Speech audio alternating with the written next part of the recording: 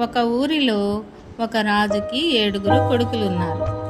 7 మంది వేటకు వెళ్ళి 7 చేపలు తీసుకుని వచ్చారు. వాటిని ఎండబెట్టినప్పుడు వాటిలో ఒక చేప ఎండలేదు. అప్పుడు చేప నువ్వు ఎందుకు ఎండలేదు అని అడిగారు. దానికి చేప గడ్డిమోపు అడ్డం వచ్చింది అని చెప్పింది. గడ్డిమోపు నువ్వెందుకు అడ్డం వచ్చావు అని అడిగితే ఆవు నన్ను మెయ్యలేదు అని చెప్పింది.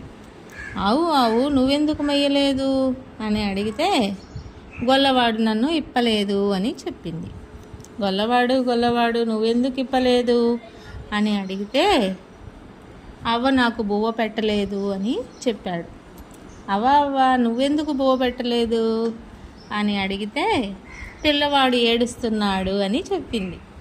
పిల్లవాడు నువ్వెందుకు ఏడుస్తున్నావు అని అడిగితే చీమ కుట్టింది అని చెప్పాడు. చీమ నువ్వెందుకు కుట్టావు అని అడిగితే నా బంగారు పుట్టలో ఏలు పెడితే నేను కొట్టనా అని చెప్పింది.